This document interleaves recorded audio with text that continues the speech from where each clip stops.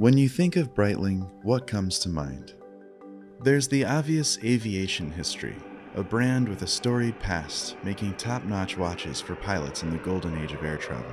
Then there were some years when I'd argue Breitling's designs didn't captivate the enthusiast demographic, like the Breitling for Bentley period in the 2000s, or the busy two-tone chronomats of the 90s. And you might have missed it, but there was a moment last year when Breitling seemed to make a pivot. It happened quietly and quickly. It came in the form of a number of key releases. These models, in a departure from Breitling's more recent history, seem to leverage the brand's storied past to create designs that were exciting again. And I think one watch best characterizes this recent shift.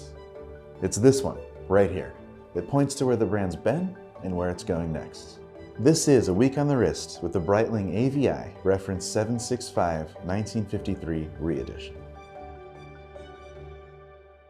If you're a collector who's joined the hobby any time in the last decade, you might be under the impression that the whole hobby is fueled by nostalgia for the 50s, 60s, and 70s. Don't get me wrong, I love designs from this time period. But successfully recreating those designs from this era can be tricky. It's hard to capture the magic a second time.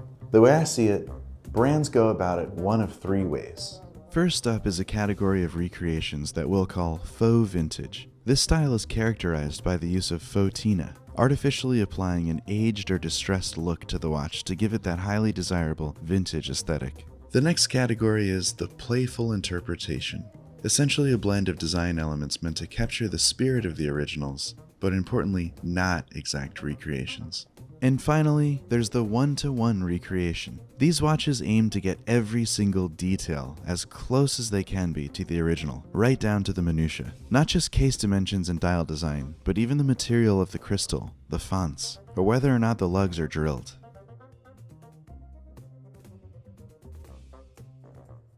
And that brings us back to the watch we're looking at today, the Breitling AVI Ref.765. A one-to-one recreation of the watch from the 50s. And I happen to have the original right here. Let's break down Breitling's one-to-one recreation. I say one-to-one because it's as close as possible as Breitling could get to the original. Both the vintage and modern examples measure at 41 millimeters. The rotating bezel features a 12-hour counter, useful for keeping track of a secondary time zone. A tachymeter, typical on chronographs of the era, is absent. This keeps the design simple and legible in a charming way. The dial fonts match, from the 5th seconds track to the massive Arabic numerals, all the way down to the numbers on the totalizers. The 15-minute totalizer is marked by a plot of loom every 3 minutes, which is meant to time aircraft operations, like run-up procedures. Also carried over from the original are sunken registers with concentric grooving and syringe hands. And on the wrist, it doesn't feel silly like I think some of the oversized Breitlings from the early 2000s would. The proportions work, they feel true. Does it make me feel like a fighter pilot? Maybe not, but it would work for everyday wear. Of course, not everything is the same.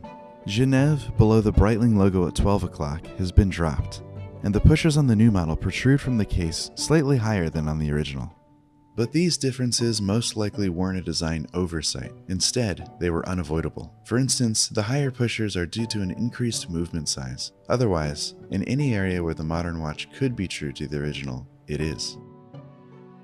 But this isn't what makes the watch for me. It's the fact that when I look at it, it evokes the same emotions as the vintage watch. The spirit of the early 50s and the dawning of the jet age are just as present in this modern watch as they are in the original. And I think the interesting thing about Breitling is that collectors tend to fall into two camps. Either you collect vintage Breitling or modern Breitling. But this one watch can bridge that gap. And I think it's an exciting waypoint on this new course that Breitling is charting.